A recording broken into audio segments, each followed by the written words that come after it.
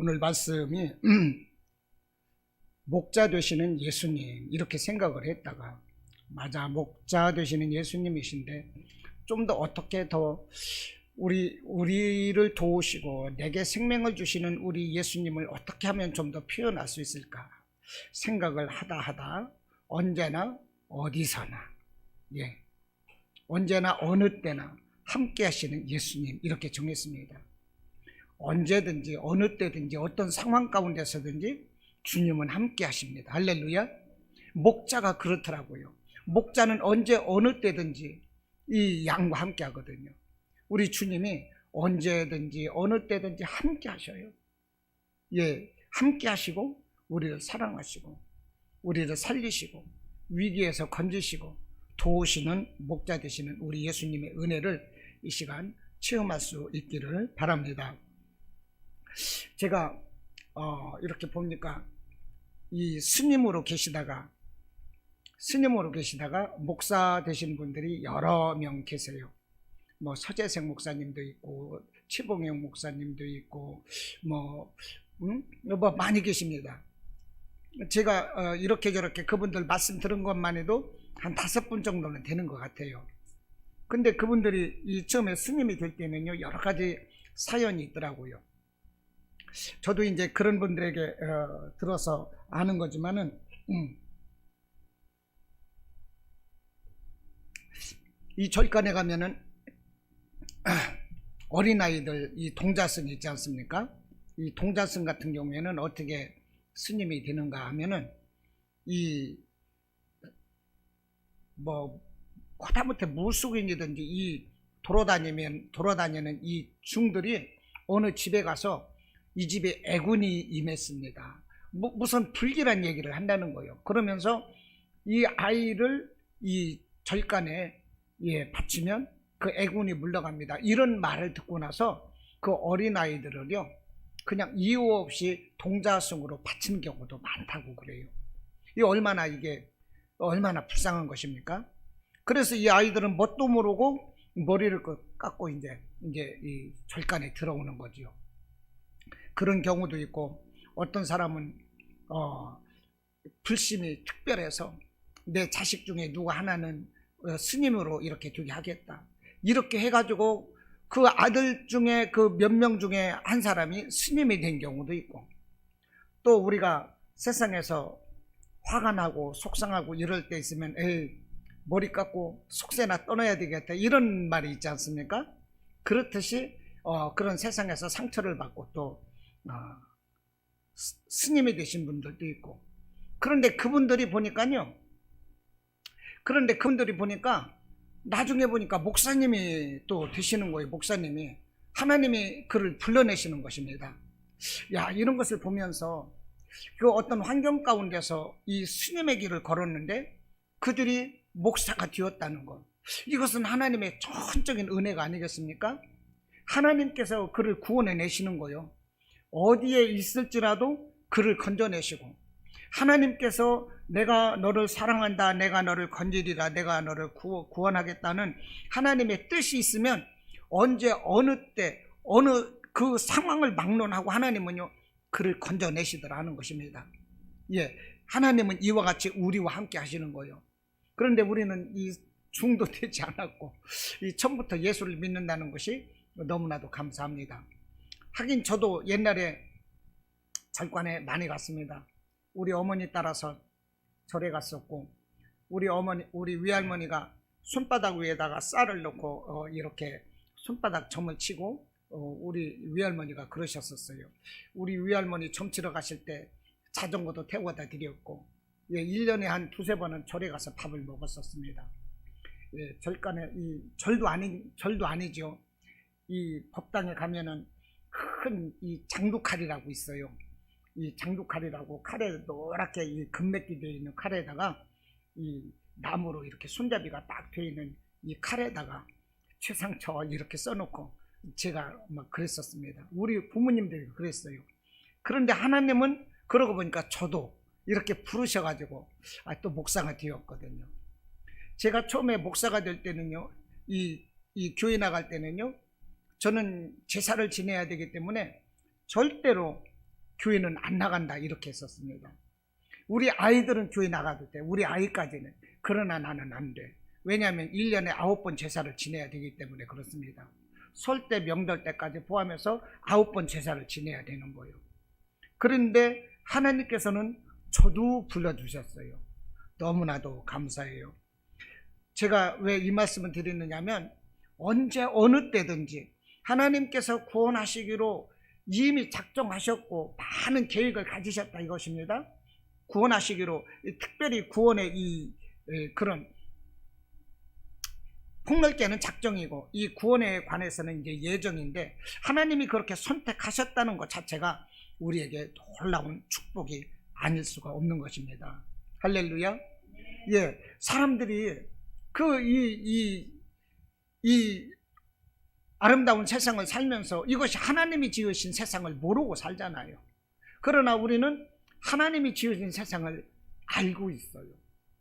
예, 어저께도 제가 그런 말씀 나눴지만은 우리가 태양계에서 조금만 가깝거나 멀거나 그러면 어떻게 되겠어요? 우리가 살아날 수가 없어요. 멀면은 동상 걸려버릴 것이고 가까우면 화상 입어 죽습니다. 지구의 온도가 1도만 높거나 1도만 얕아도 문제가 되는 거예요. 이 지구의 기울기가 몇 도라는 기울기가 있습니다.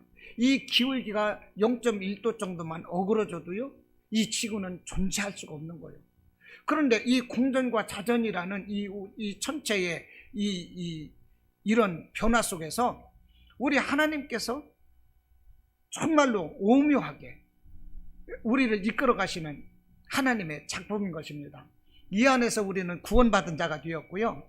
예, 우리는 생명을 얻은 자가 되었어요. 우리는 날마다 우리 주님께 감사해야 될 것밖에 없습니다. 오늘 우리가 15장을 읽었습니다. 15장을 읽었는데 예수님 주변에는요, 오늘 말씀이 그거예요. 언제나 이 병자들과 세리, 죄인들, 이 연약한 자들, 이런 사람들이 늘 예수님께 몰려들었어요. 말씀을 듣기 위해서 몰려들었고 병 고치기 위해서 몰려들었고 언제나 몰려들었습니다. 자, 그러다 보니까 이 바리새인과 서기관들이 언제나 수군거리는 것입니다. 아니, 이 사람이 죄인을 영접하고 음식을 같이 먹는 데네? 그러면서 막 예수님을 비방하는 것입니다. 왜냐하면 이 바리새인들의 생각이 그거예요. 하나님께서 죄인들을 미워하시기 때문에 이 사람이 의인이라면 죄인을 멀리할 것 아니겠느냐. 그런데 하나님은 죄인들을 미워하시는 의인이신데 이 사람이 의인이라고 말하면서 죄인들, 세리들 이런 사람들과 가까이 하는 것을 이 바리새인이나 서기관들은 이해할 수가 없었던 것입니다. 이 바리새인들의 별명이 뭐냐? 이 분리된 자라 이렇게 말을 하는 거예요. 우리는 의롭기 때문에 이 죄인들과 언제나 분리되었다. 그래서 세상 사람들은 이 바리새인들을 분리된 자라 이렇게 불렀던 거예요. 이게 별명이 되어버렸던 것입니다. 그래서 늘 죄다 생각하면 이 분리되어서 살았던 이 바리새인이나 이 사람들이 죄인과 세리와 이런 사람들과 어울리는 예수님을 이해하지 못하고 예수님을 비난하고 배척했다는 것입니다. 그 바리새인들에 의해서 예수님은 십자가에 달리시는 것입니다. 그러나 예수님은 어떻습니까? 언제나 병든 자와 함께 하시는 것입니다. 귀신 들린 자와 함께 하는 거예요. 어린아이, 세리나 죄인 이런 사람들과 가까이 하시는 것입니다. 그들에게 은혜를 베풀어 주셨어요. 사회적 약자와 함께 하시는 것입니다. 세상에 줄 서는 것이 아니라 우리 주님의 소신은 언제나 약자 편에 있었습니다. 요한복음 8장에서 간음하다 한 여인이 잡혀왔어요. 그러면 간음을 혼자 합니까? 혼자 땅바닥에 앉아서 무슨 부업하는 것입니까? 이게 간음입니까? 아니잖아요. 남자도 있어야 되는 거예요. 그런데요, 남자들은 잡아오지 않고요, 한 여인만 잡아와서 이 여인을 돌로 치려고 하는 거예요. 이때 예수님께서는 누구든지 죄 없는 자가 이 여인을 먼저 치라 이렇게. 이것은 무엇이냐면요, 언제나 사회적 약자를 대변하시고 그를 위해서 생명까지 바치는 우리 예수님이신 것입니다. 할렐루야. 그러니까 나 같은 약자도 살아요. 그렇기 때문에 나 같은 약자도 목사가 돼서 목회를 하는 거예요. 제가 무슨 뭐 슈퍼맨입니까? 아니거든요. 저도 약자예요. 싸움도 별로 못했어. 사실은 고집만 있지. 뭐 하나님께서 묘하게 만드셨더라고요. 키 큰 사람은 좀 부드럽고요. 등치가 좋은 사람은, 저같이 키 적은 사람은 고집만이라도 세게 만들어가지고 한석격 허게 해가지고 좀 이렇게 지탱하게 하는 것 같은데 아무것도 아니거든요. 그런데 하나님께서 저 같은 자도 사랑하시고 이러니까 목회도 하고 이렇게 하는 거예요.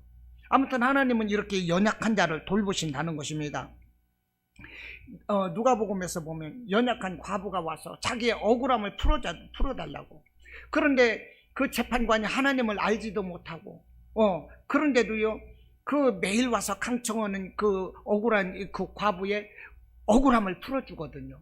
이게 무엇입니까? 우리 주님의 마음인 거예요. 우리 주님의 마음. 나병 환자가 찾아와서 그럽니다. 원하시면 나의 병을 깨끗게 하실 수 있나이다. 예수님 대답이 무엇이겠습니까? 당연히 원하시는 거죠. 내가 원하노니 깨끗함을 받으라. 그러니까 나병 환자가 일어서 낫고 이 자유함을 받고 가는 것입니다. 세리장 삭개오의 집에 가서 누가복음 19장에서인가요? 보니까요. 이 삭개오가 뭐라고 하십니까? 아브라함의 자손이라고 말하는 것입니다. 그런데 유대인들에게 있어서 이 아브라함의 자손이라는 것은 천국을 보장받는다 하는 그런 뜻인 거예요. 이 유대인들에게 있어서 아브라함은 대단한 것입니다. 그래서 부자와 이 거지 나사로와 이 부자가 죽어서 다 나사로는 천국에 아브라함의 품에 안겨 있고 이렇게 말을 하는 거예요. 이 부자는 죽어서 음부에서 고통을 하고 있고 그 물 한 방울을 나사로의 손끝에 물 한 방울을 찍어서 내 혀끝에 대게 해달라 이렇게 간청을 하고 있거든요. 근데 이 살아서 고생했던 이 거지 나사로가 아브라함의 품에 안겨 있다. 예수님의 비유인 거예요. 이 아브라함의 품에 있다는 것은 뭐냐? 천국을 보장한 자다 이런 뜻인 것입니다. 천국을 보장한다는 거예요. 예수님은 삭개오를 아브라함의 자손으로 이렇게 천국자녀로 인정해 주었다니까요. 여러분, 언제나 약한 자를 외면하지 아니하시고 마음의 중심을 보시고 당신을 사랑하고 당신을 따르고 당신을 높이고자 하는 자를 예수님은 이렇게 함께 해주시는 것입니다. 그래서 이 누가복음 19장 10절 말씀에 인자가 온 것은 잃어버린 자를 찾아 구원하려 함이라 그랬어요. 잃어버린 자를 찾아 구원하신대요. 이게 무엇입니까? 죄인들, 약자들, 소외된 자들. 이게 성경에서 소외된 자는 고아나 과부나 나그네입니다. 이런 자들을 찾아오신 분이 예수님이라는 거예요. 하나님께서는 사람의 형상으로, 아니 하나님의 형상으로 아담을 만드셨습니다. 그러나 아담이 범죄했죠. 그래서요, 이 하나님께서 약속하셨던 모든 것을 다 잃어버리는 거예요. 사탄에게 의해서 모든 것을 다 도둑맞아 버렸어요. 하나님은 그것을 슬퍼하시는 것입니다. 그래서 사탄에게 도둑맞은 그것을 찾기 위해서 하나님은 독생자를 이 땅에 보내시는 거예요. 하나님께서 친히 육신을 입고 이 땅에 오셔서 잃어버린 자를 찾기 위해서 십자가의 고난을 당하시고, 할렐루야. 그래서 죄를 감당하고 의롭다 여기시고 천국 생명으로 구원해 주시는 거예요. 잃어버린 자를 찾기 위해서 이 땅에 오신 우리 주님께서 이 땅에서 가난하고 헐벗는 자를 위해서 우리 예수님은 왕가로 오신 것이 아니라 가난한 목수의 아들로 오셨고, 오셔가지고 매를 맞으시고 수치를 당하시는 이 매를 맞는 아픔을 통해서 우리 육신의 질병으로 인하여 아파야 될 그 모든 고통을 우리 예수님이 먼저 감당을 하셨어요. 그래서 그가 맞으심으로 우리가 나음을 받았다 말씀을 하는 것입니다. 할렐루야. 잃어버린 자를 찾아오시는 예수님이신 것입니다. 이렇게 잃어버린 자를 찾아서 예수님은 오셨어요. 그런데 오늘 바리새인들이 뭐라고 합니까? 바리새인들은 예수님을 비방을 하고 있어요. 2절에서. 이래서는 안 된다는 것입니다. 그런데 왜 바리새인의 예를 드냐? 오늘 한국 교회 상황이 이런 것이 아니냐는 거예요. 한국 교회가 얼마나 궁궐입니까? 얼마나 궁궐이냐고요. 한국 교회가 상류층, 중산층 이런 부류를 위한 교회가 되어가지 않느냐는 거예요. 사실 저도 우리 어머니가 제가 4살 때 우리 아버지가 돌아가셨어요. 42살 때인가 돌아가셨습니다. 우리 어머니가 36인가 이렇게 되었을 때 우리 아버지가 돌아가셨어요. 정말로 한만한 이 세상을 사신 거예요. 노랫말처럼 우리 어머니는. 그 많은 사람들이 그 여자 혼자 살으니까 어떻게 해보려고 와서 그냥 추근거리고 그랬던 것을 저는 어렸을 때 그 기억을 다 가지고 있습니다. 그런데도 우리 어머니가요, 이 아들 하나를 보고서 이 재혼을 안 하셨어요.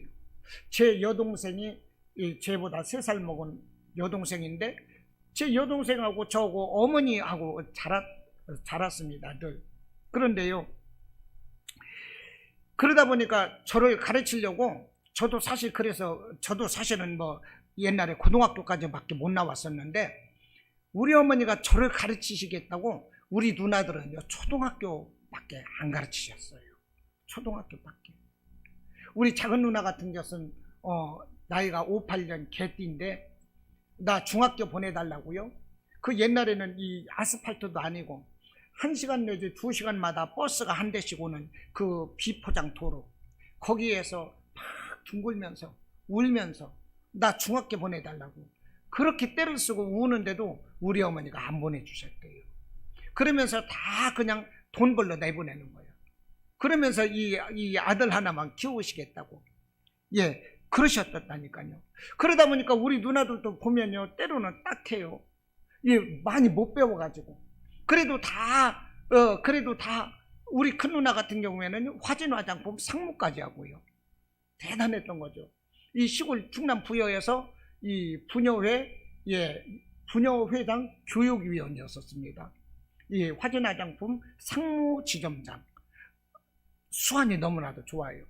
뭐 부여에서 하다가 대전에 어떤 지점이 망해버리면요, 그 본점에서 그 대전 망해가는 그 지점으로 픽업을 하는 거예요. 그러면은 거기 가서 그 지점을 살려. 우리 누님이 그랬어요. 대단하셨어요.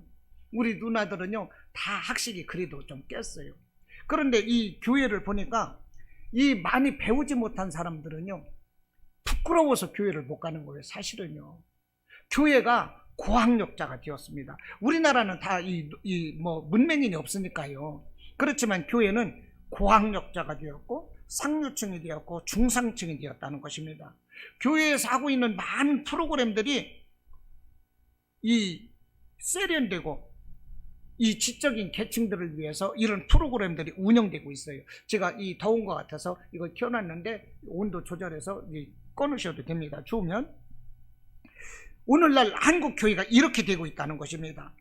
그리고 교회에 가난한 사람, 정말로 이렇게 볼품없는 사람들, 연약한 병자들, 이런 사람들이 오면요 교회에 같이 떨어진다고 말을 해요. 이게 도대체 이게 뭡니까? 이 교회가 무슨 벼슬입니까? 믿음이 무슨 벼슬입니까? 우리 예수님은 연약한 자들을 위해서 예수님이 이 땅에 오셔서 그 연약한 자를 위해서 십자가에서 고난당하시고 죽으신 거 아니겠어요? 우리 한국교회가 이렇게 돼야 된다는 것입니다. 이 적당한 지식, 교양, 재물, 이것을 가지고 환영받는 한국교회가 아니라 진실로 우리 주님에 대한 믿음으로 환영받고, 할렐루야, 섬김의 모습으로 환영받고 하나님께 헌신하고 충성하는 그 겸손한 그 모습으로 인정받는 한국 교회가 되어야 될 것입니다. 제가 달리 이 말씀 드리는 거 아니에요. 오늘 바리새인의 모습을 보니까 그렇다는 거예요. 바리새인들이 어떻습니까? 바리새인들이 어떠냐고요? 그들은 믿음의 우등생들 아닙니까? 바리새인들, 이 서기관들, 장로들, 옛날에 이 사람들은요 믿음의 2등가라고 하면 시험 들어서 그냥 갈 사람들이요. 그냥 토라, 율법 이런 성경을요 달달달 외웠던 사람들인 거예요. 그런데 그 사람들이 어떻습니까? 그들 나름대로의 그들만의 리그를 만들어가는 거예요. 그래서 아무도 사회적 소외계층은 가까이 할 수가 없는 것입니다. 예수님은요 세상에 이 소외된 자들을 불쌍히 여겨주셨어요. 병든 자, 약한 자, 가난한 자, 죄인들. 그래서 이 사람들이 예수님께 오면 주저없이 받아주었습니다. 이것이 성경에 기록되고 있는 예수님의 모습인 것입니다. 오늘날 교회가 이와 같이 되자는 거예요. 교회가 진심으로 정말로 아파하고 상처받고 위로가 필요한 사람들이 교회에 와야 됩니다. 그들을 막을 수 없어요. 그들을 버릴 수가 없어요. 예수님께서 핏값으로 사신 하나님의 백성들인 것입니다. 이 예수님께서 지향하셨던 목회, 사회적 소외계층이었다는 거예요. 이 잃어버린 자들을 찾아서 예수님이 오셨다는 것입니다. 이와 같은 우리 예수님이 지향하셨던 이 교회의 모습을 우리가 따라가야 할 것입니다. 만일에 교회에 고아나 과부나 나그네나 이런 병든 자, 이런 사회적 약자가 이 교회에 찾아왔을 때 이들이 발붙이지 못하고 정말로 학벌끼리 모이고 족벌로 모이고 여러 가지 이런 것으로 교회가 똘똘 뭉쳐가지고 누군가가 이 위로받아야 될 사람이 위로받지 못하고 그런 사람이 만약에 실추된다면 어떻게 되겠어요? 그런 사람이 실족된다면 어떻게 되겠어요? 그 실족됨으로 인하여 그 영혼은 지옥에 가게 되는 거예요. 그러면 그 생명값을 우리 주님이 누구에게서 찾는다고 하셨습니까? 먼저 된 자에게 찾는 거예요. 저는 그 책임감을 늘 느끼고 있습니다. 자, 오늘 본문을 통해서 제가 깨달은 점 몇 가지 함께 또 말씀의 은혜를 나누려고 하는데, 이 바리새인을 보면서 참 깨닫는 것이 우쭐할 것이 아니라 우리가 겸손하게 살자. 할렐루야. 겸손하게 살자. 오늘 2절 말씀이 그럽니다.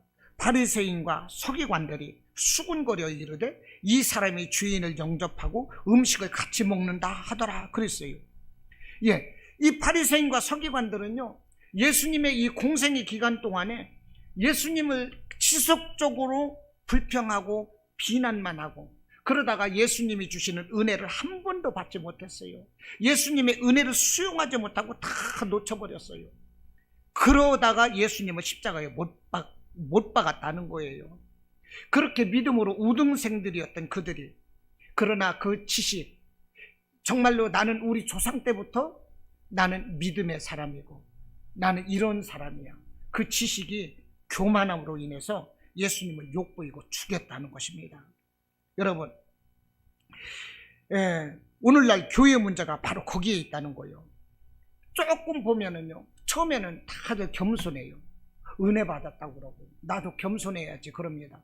그런데 조금 예수를 알아가게 되고 그러면 이게 어떻게 됩니까? 조금 아는 것을 가지고 다 아는 것처럼, 내가 예수님을 조금 알고 내 믿음이 사실 누가 볼 때 조금인 것 같은데 자기가 교회의 주인인 것 같고 자기가 교회에서 최고인 것 같고, 그러면서 우쭐대면서 다른 사람을 힘들게 하고 막 판단하고 그러면서 시험되게 하는 사람들이 너무나도 많다는 것입니다. 이 우쭐하는 일, 이거 벗어나야 된다는 거예요. 내가 우쭐해질 때 이것은 교만이 틈탄 것입니다. 이건 마귀가 틈탄 거예요. 여러분, 교회에서는 우쭐할 것이 하나도 없습니다. 우쭐할 때 사람을 비평하게 되는 거예요. 비난하게 되는 거예요. 나 안 알아준다고 시험 들게 되는 것입니다. 그래서 성경 말씀에 손줄로 생각하는 자는 넘어질까 조심하라 하는 거예요. 할렐루야. 저도 항상 그 생각을 해요. 어떤 때는 내가 잘하고 있나? 이러고 있을 때 문제가 되는 거예요. 내가 설교를 요즘 잘하고 있는 것 같네? 그러다 보면 그 다음날 설교가 안 돼요. 손줄로 생각하는 자는 넘어질까 조심하라 하는 것입니다. 그 부산 수영로 교회를 하고 있는 얼마 전에 소천하셨던 정필도 목사님이 부산에 가서 큰 교회를 이루었습니다. 하루는 너무나도 기쁘고 뿌듯했어요. 야, 내가 설교를 너무 잘하나 보다. 그래서 내가 기도도 많이 하고 내가 설교를 잘하다 보니까 사람들도 내 설교를 들으러 오고 교회가 막 이렇게 부흥되는구나. 그러면서 너무나도 뿌듯해가지고요, 그냥 막 그 자만감에 막 차 있었어. 그런데 수요일 저녁에 예배를 드리러 와야 되는데 우리처럼 이렇게 소수의 인원이 오면 이렇게 사람들이 안 오셔도 그런 일을 할 법한데, 예를 들어서 수백 명, 1000명이 넘는 교회에 한 명이 안 온다면 그 말이 안 되는 거 아니겠습니까? 그날 수요일 저녁 예배에 사모님하고 반주자 한 명만 왔더랍니다. 야, 내가 설교도 잘해서 이렇게 성도들이 많은가 봐. 내가 뭔가 능력이 있어. 내가 기도하고 그러다 보니까 하나님이 나를 축복해 주셨어. 이런 자만감에 빠져 있을 때 수요 예배를 드리려고 보니까 아무도 안 오고 사모님하고 반주자 한 사람만 있더라는 거예요. 그래서 땅을 치면서 눈물로 회개했다는 것입니다. 우리가 선줄로 생각하면 넘어질까 조심해야 되는 거예요. 할렐루야. 언제 넘어질지 몰라요. 우리가 거칠의 의식에 너무나도 젖어 있어요. 한국교회가 그런 것 같아요. 거칠에. 누구나 다 거칠에 빠져 있어요. 이 경제, 교육, 문화 이런 이 거칠에 다 빠져 있는 거예요. 그러면서 이 교회에서는 어떻게 돼요? 자칭 의인이 되는 것입니다. 자신을 의인화하는 거예요. 그래서 이 자신이 의인화되면 어떻게 되겠습니까? 하나님께 드리는 믿음이 아니라 종교의식이 되는 것입니다. 그냥 종교화가 되는 거예요. 이 종교행위에 빠지는 거예요.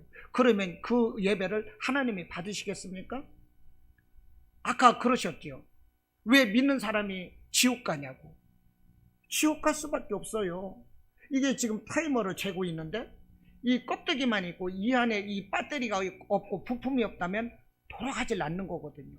그러면 보기에는 알람인데 이거는 알람으로서의 기능이 없는 거죠. 똑같은 거예요. 우리가 이 종교행위에 빠져버리고 하나님께 진실한 예배가 아니라면 하나님은 그 예배 안 받으시는 것입니다.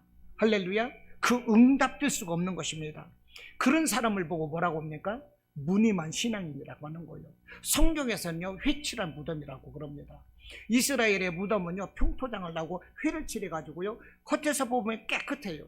그러나 그 안에 무엇이 들었습니까? 송장이 들어있는 거예요. 송장 속에는 벌레가 끼게 되는 것이고요. 이 회칠한 무덤, 겉으로 보기에는 깨끗해요. 그러나 회칠한 무덤이라는 것입니다. 그리고 그런 사람을 화인 맞은 양심이라고 그럽니다. 에스겔서 37장에 보면 에스겔 골짜기에 마른 뼈들이 가득했습니다. 생명이 없어요. 그 죽은 거예요.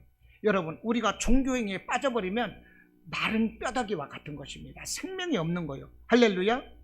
우리는요 정말로 하나님 앞에 겸손해야 되는 것입니다. 내가 겸손하면 하나님 앞에 바로 서는 거예요. 여러분, 그 사람이 얼마나 신앙적으로 인격적이냐, 얼마나 이 성품이 있느냐, 얼마나 다듬어졌느냐, 얼마나 영성이 있느냐, 이런 것을 보려면 그 사람 체질을 보면 알아요. 말 한마디를 들어보면 알고요, 행동거지 하나를 보면 아는 것입니다. 예. 이 바리새인들이 이런 식이었는데, 그런데 보십시오. 이 비교되는 사람이 있습니다. 1절 보면 모든 세리와 죄인들이 말씀을 들으러 가까이 나아오니 그랬어요. 오히려 세상으로부터 이 하찮게 여겨지는 그 사람들은 말씀을 듣기 위해서 몰려들고 있는 것입니다. 예수님이 뭐라고 하셨습니까? 예수님은 말씀을 하시면서 들을 귀 있는 자는 들으라 그러셨어요. 이 무슨 말씀일까요? 너희들은 깨달으라, 그 말씀 아니겠어요? 들을 귀 있는 자는 들으라. 이 벌써 들을 귀 있는 자는 들으라는 것입니다. 바리새인들 자신들은 그렇게 의인화되어 있고 그랬지만, 나는 저 세리와 같이 토색하지 않고 그러면서 막 기도했던 이 교만했던 바리새인이지 않습니까? 그랬듯이 이 바리새인들은 예수님을 그냥 막 죄인들과 함께 이 음식을 먹는다 해서 예수님을 비난하고 있잖아요. 그런데 보십시오. 모든 세리, 죄인들, 이 사람들은 어떻습니까? 말씀을 들으러 가까이 나오는 거예요, 여러분. 그러니까 사회적으로 성공한 사람들은 바리새인이나 서기관들이에요. 여기서 이 세리와 죄인들, 이 사람들은요, 병든 자들, 고아, 과부, 나그네, 이런 사람들은 그냥 별 볼 일 없는 사람이에요. 그럴지라도 예수님께 나가는 자가 별 볼 일 있는 자인 것입니다. 예수님께 나가는 자가 성공한 자예요. 우리 주님이 오시면 예수님께 나와서 말씀 들으러 왔던 사람들, 예수님을 사랑하고 따랐던 사람들, 막달라 마리아가 7 귀신을 물리치고 우리 주님이 고쳐주시니까 예수님 죽음의 증인이 되었거든요. 그와 같이 우리가 7 귀신들인 막달라 마리아와 같은 이런 이 사회적 소외계층이거든요. 예수님을 따를 때 이것이 바로 복이 다는 거예요. 여러분, 오늘 내가 질병에 걸려서 고통받을 수가 있고, 내가 가난해질 수도 있고, 여러 가지 다른 사람들에게 나는 뭐 자랑할 것도 없고 내놓을 것도 없고 스펙도 없고, 그럴지라도 내가 예수를 믿고 있다면, 남들이 깨닫지 못하는 우리 하나님의 은혜를 내가 가슴 절절하게 날마다 뜨겁게 체험하고 깨닫고 있다면 내가 바로 믿음의 축복받은 자인 것입니다. 할렐루야. 그 내가 바로 믿음의 축복받은 거예요. 죽어서 죽은 거지와 이 거지 나사로와 이 부자가 죽었는데, 부자는 얼마나 막 부자였는지 호의호식하고 자색 배옷 막 고운 옷을 입고 옛날에 그렇게 살았던 사람, 그 부자의 상에서 떨어지는 부스러기 하나도 먹을 것이 없어서 이 고통받던 이 가난한 나사로, 병에 걸려서 이 개들이 와서 그냥 막 환부를 빨아먹고 했던, 그런데 그가 죽어서 하나님 품, 아브라함 하나님 품에 안겨 있는 거예요. 그런데 부자도 죽었는데 하는 소리가 그 거지의 손끝에 물 한 방울을 찍어서 내 혀끝을 서늘하게 해달라. 이것이 그 부자의 그 철천지 그 한맺힌 소리 아니겠습니까? 그러며 하는 소리가 그 죽은 나사로를 우리 가족에게 보내서, 내 집에는 형제들이 있는 5이 있는데 내 형제들이 이곳에 지옥에 오지 않도록 그 죽은 나사로를 보내라는 거예요. 여러분, 그러니 우리가 예수를 믿고 얼마나 축복을 받았느냐는 거예요. 우리는 하나님께 날마다 감사해야 되고요, 하나님께 날마다 헌신해야 되는 것이고, 어떻게 하나님 섬길 수 있을까? 어떻게 하나님께 감사할 수 있을까? 정말 그거 생각하면요, 부족함이 없는 것입니다.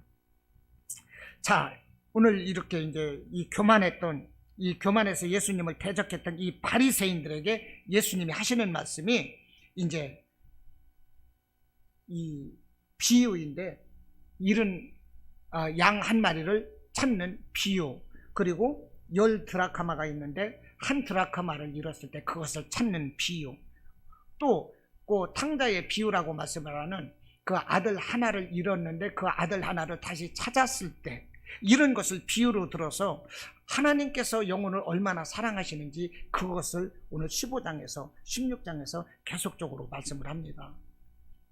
그래서 보면 이 옳지 않은 청지기 비유라는 것도요, 그래요.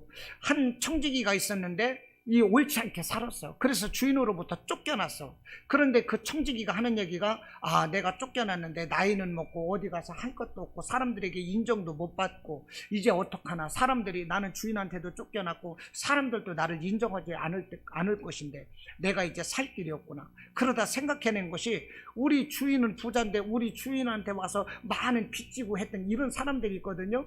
이 사람들에게라도 내가 은혜를 베풀어서 우리 주인에게 쫓겨났지만서도 내가 이 사람들에게 은혜를 받아서 그 사람들과 더불어서 살 수 있는 길을 열어야 되겠다. 그러면서 너 우리 주인에게 얼마 빚졌냐 하면서 다 빚을 탕감해 줬다는 것입니다. 그런데 거기에서 중요한 건 뭐냐면, 주인이 이 쫓아낸 이 청지기를 보니까 지혜롭게 처신하는 것을 보면서 그 청지기를 다시 인정한다는 거예요.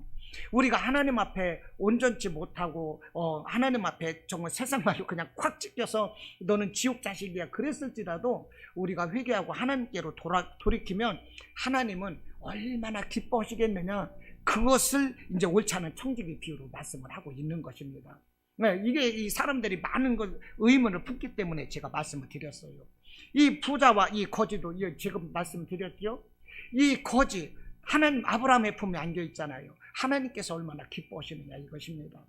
이 하나님의 마음, 한 영혼을 사랑하시는 이 하나님의 마음을 예수님께서 비유로 말씀을 해주고 있어요. 그러면서 오늘 바로 비유 나오는 것이 이 3절에서 예수께서 그들에게 이 비유로 이르시되, 그러면서 4절에 너희 중에 어떤 사람이 양 100마리가 있는데 그 중에 하나를 잃으면 99마리를 들에 두고 그 잃은 것을 찾아내기까지 찾아다니지 아니하겠느냐, 이렇게 말씀을 하시는 것입니다. 그러면서 또 찾아낸 즉 즐거워 어깨에 메고 집에 와서 그 벗과 이웃을 불러 모으고 말하되 나와 함께 즐기자, 나의 잃은 양을 찾아내었노라, 이렇게 말한다는 것입니다. 보십시오. 양 100마리가 있어요. 그러면 양 100마리 있으면 그 양 100마리 잃어버릴 수도 있는 거 아니겠어요? 100마리 중에서 한 마리는 그냥 뛰쳐나갈 수도 있는 거예요. 그 한 마리 그냥 말 안 두고 뛰쳐나가면 나머지 99마리라도 그냥 잘 관리하면 되는 거예요. 그런데 이 목자는요, 이 양을 얼마나 사랑하는지 한 마리 잃어버린 양을 생명을 걸고 찾는다는 것입니다. 그래서 이 생명을 걸고 찾는데 찾으면 어깨에 메고 온대요. 숄더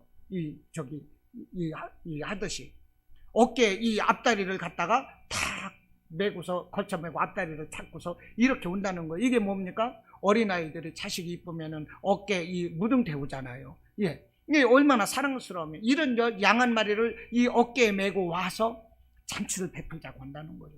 이것이 우리 예수님 마음이라니까요. 이 목자가 어떻습니까? 이 지금 목자의 비유를 들고 있는데 이 목자가 어떻습니까? 양을 칠 때 낮이면 풀밭으로 모아들이죠. 쉴 만한 이 물이 있는 곳으로, 마실 수 있는 곳으로, 저녁이면요 양 우리로 다 모아들여서 딱 가두는 거예요. 이 늑대나 뭐는 이런 곰들이 와서 훔쳐가지 못하도록. 그리고 우리의 이 들여가지고서 몇 마리가 있는지 숫자를 세가지고 숫자가 없으면 아하 어느 놈이 없네, 아 요거 속색이더니 요거 결국 속색이네, 그러면서 이 우리 안에 있는 양을 이 다른 동료들에게 부탁을 해서 맡기고 자기는 그 양을 찾아 나간다는 거예요. 잃어버린 양을 찾기 위해서 내 조수를 보내는 것이 아니라 주인이 내가 직접 찾아 나선다는 거예요. 우리 예수님이 그래서 직접 우리를 찾아 나선 거예요. 그래서 천사들을 보내서 우리를 구원하신, 잃어버린 자를 구원하신 것이 아니라 목자 되시는 예수님께서 직접 우리를 찾아 나신 거예요. 그래서 독생자 예수께서 직접 오셔서 우리를 위해서 십자가를 지시고 고난당하시고 죽으셨던 것입니다. 할렐루야. 여러분, 이 양들은요, 이 목자는요 양의 속성을 알아요. 그래서 양 한 마리가 잃어버리면 아 요놈이 요런 놈인데 아 이거 속성했네, 그러면서 그 양의 속성을 알기 때문에 그 양이 어디에 있을 것이라는 것을 알고서 쉽게 찾는다는 것입니다. 아 요놈 어디에 있을 것 같네, 그러면 쉽게 찾는다는 거예요. 얼마나 그 양에 대한 관심이 많았으면 그 목자가 그렇게 될 수가 있겠냐고요. 그러다가 만일에 찾지 못하면 온 산을, 온 지경을 다 찾아다니면서 자기의 생명을 걸고 양을 찾는다는 것입니다. 만약에 못 찾게 되면. 이게 목자라니까요. 이것이 바로 예수님의 마음인, 하나님의 마음인 거예요. 이렇게 온 산을 찾아서라도 양을 찾아야 되고요. 만일 이 자기 양이 이 맹수에게 잡혀 먹었으면은 그 털이라도 찾아와야만이 다른 목동들로부터 야 정말로 참된 목자다 하고 인정을 받는다는 것입니다. 할렐루야. 이것을 통해서 우리에게 무엇을 말합니까? 참 목자 되시는 우리 예수님을 말씀을 하는 거예요. 열왕기상 17장에서 보면 다윗이 사울 왕에게 말을 하거든요. 내가 아버지의 양을 칠 때 곰이나 사자가 와서 아버지의 양을 훔쳐가면 그 수염을 잡고 그 입속에서 그 아버지의 양을 꺼낸다고 그랬잖아요. 그 주먹으로 그 맹수를 막 후려치면서 생명을 걸고 싸워서라도 아버지의 양을 지키는 거예요. 우리 예수님이 그분이세요. 아버지의 양을 지키기 위해서 당신의 생명까지도 바치셨다니까요. 할렐루야. 이 목자가 양을 찾기 위한 집념, 이것은 우리를 구원하시기 위한 하나님의 사랑의 집념이신 거예요. 이 하나님의 이 사랑이 얼마나 크셨던지 하늘 영광을 버리시고 낮고 천한 이 땅에 오셔서 나를 구원하신 것입니다. 할렐루야. 여러분 얼마나 감사하냐고요. 목자는 항상 다닐 때 지팡이를 들고 다니고요, 이 막대기를 들고, 이 몽둥이를 들고 다닌다고 그래요. 그 몽둥이는 이 맹수나 이런 것이 오면 그것으로 물리치는 것이고요, 지팡이는 옛날 할아버지 지팡이들 보면 구부러졌거든요. 그래서 그것을 가지고 양을 모는 것입니다. 그런데 양이 웅덩이나 이런 데 빠지면 지팡이를 뒤집어 가지고 구부러진 것으로 양의 목을 딱 걸어서 당겨내는 거예요. 예, 이게 양인 거예요. 이 목자인 거예요. 여러분, 목자 되시는 예수님은 오늘도 성령을 통해서 우리를 살펴주시고 계시잖아요. 천군 천사를 통해서 우리를 살펴주시고 계시잖아요. 구덩이에 빠졌으면 지팡이를 뒤집어서 우리를 끄집어내는 거예요. 목을 걸어가지고서. 잘못 가면은 그 지팡이를 가지고 툭툭툭툭 때려서 이렇게 해가지고서 소리를 내가지고서 이쪽으로 가라, 이쪽으로 가라. 그런데 말을 안 들으면 어떻게 되겠어요? 그 지팡이로 사정없이 배때기를 치는 거예요. 얼마나 아프겠습니까? 여러분, 사람이 때려도 아픈데 하나님이 때리면 엄청 아픕니다. 팔다리가 부러지거나 집안이 망하거나 그럴지라도 하나님은 그렇게 해서라도 구원하시거든요. 그렇기 때문에 하나님께서 우리에게 좋게 말씀을 하실 때 우리가 아멘하고 순종하면 그것이 곧 축복인 것입니다. 그리고 이 구원은 우리가 또 이 본문을 통해서 제가 깨닫는 것이 뭐냐, 구원은 전적으로 하나님의 은혜다 하는 것입니다. 전적으로 하나님의 은혜인 거예요. 여러분, 선택된 자들만이 이 구원받는 것입니다. 할렐루야. 보십시오. 너희 중에 어떤 사람이, 예수님이 지금 비유를 말씀을 하시는 거예요. 4절로부터 6절. 너희 중에 어떤 사람이 양 100마리가 있는데 그 중에 하나를 잃으면 99마리를 들에 두고 잃은 것을 찾아내기까지 찾아다니지 아니하겠느냐. 또 찾아낸 즉 즐거워 어깨에 메고 집에 와서 잔치를 베푼대요. 이 구원의 주체가 누구입니까? 내가 이 목자를 따라 나섰습니까? 아니잖아요. 목자가 찾아나시고, 목자가 어깨에 메고 즐거워하고, 목자가 동료를 불러서 잔치를 베푸는 거예요. 여러분, 이게 얼마나 정겨운 표현이냐고요. 나를 구원하시는 것은 오직 하나님이신 것이지, 목자장 되시는 하나님이신 거지, 내가 잘나서 우리 주님 따라갔고, 내가 말씀을 깨달아서 순종했고, 내가 믿음이 좋아서 막 이런 것이 아니라는 거예요. 우리 주님께서 나를 사랑하시니까 복 받을 수 있는 마음을 주시고, 헌신할 수 있는 마음 주시고, 충성할 수 있는 마음 주시고, 한마디를 하면 10마디를 깨닫게 하시고, 할렐루야. 나를 사랑하시기 때문에 구원하시려고, 나를 축복하시려고, 그거예요. 할렐루야. 여러분, 그러므로 이 고집불통인 이 죄인들이 하나님께로 그래서 돌아오는 거예요. 고집불통인 이 죄인들이 뭐 똑똑해서 돌아오는 거 아니에요. 오직 전적인 하나님의 사랑으로 그들이 하나님께로 돌아온다는 것입니다. 그러므로 얼마나 감사한 것입니까? 내 힘은 아무것도 없어. 내 힘은 오직 아무것도 없어. 오직 하나님 한 분, 그분의 힘인 것입니다. 그리고 이 돌보시는 하나님은요, 제가 말씀드렸죠, 연약한 자를 돌보시고 긍휼히 여겨주시고 우리의 친구가 되어주신다는 것입니다. 예수님께서 뭐라고 하셨나요? 이제부터는 너희를 나의 친구로 하리라. 예수님이 그러셨어요. 예수님, 나의 친구. 이런 얘기 한마디 함부로 하면 저거 이단 아닌가? 그럴 수 있지만 예수님이 그렇게 말씀해 주셨다는 거예요. 나의 친구처럼. 할렐루야. 나를 이렇게 돌보시는 예수님이신 것입니다. 이사야서 61장에서 이 말씀을 하기를, 또 누가복음 4장 18절로 19절에서 그걸 그대로 말씀을 해 주셨어요. 뭐라고 말씀을 하셨느냐면, 주의 성령이 내게 임하셨으니 이는 가난한 자에게 복음을 전하게 하시려고 내게 기름을 부으시고 나를 보내사 포로된 자에게 자유를, 눈먼 자에게 다시 보게 함을 전파하며 눌린 자를 자유롭게 하고 주의 은혜의 해를 전파하게 하려 하심이라 하였더라. 할렐루야. 여러분, 내가 죄악의 포로 되었거든요. 마귀의 포로, 죽음의 포로 되었었어요. 그런데 나를 자유하게 하는 거예요. 여러분, 나를 눈먼 자를 보게 한대요. 여러분, 우리를 치료하시는 우리 주님 아니십니까? 오직 주님의 은혜인 거예요. 정말 뭐라고 생각해도 달리 표현할 수가 없어요. 그래서 저는 오늘 이 말씀의 제목을 목자 되시는 예수님 이렇게 했는데, 아니야. 목자 되시는 예수님 너무 이것은 표현력이 약한 것 같아. 그래서 언제나 어디서나, 아니 언제 어느 때나 함께 하시는 예수님이다. 제가 이렇게 제목을 정한 것입니다. 좋으신 우리 하나님, 할렐루야. 그 우리 예수님을 나의 생명으로 높여드리시길 바랍니다. 늘 감사하시기를 바랍니다. 어떤 환경 가운데 있을지라도 도울 힘이 없는 인생 의지하지 마시고, 두려움 가운데 있을 때 두려워 쫄지 마시고 우리 주님 기억하십시오. 우리 주님께서 우리를 살리시고 높여주시고 우리의 기도의 제목에 응답해 주시는 줄로 믿습니다. 아멘. 이 시간 우리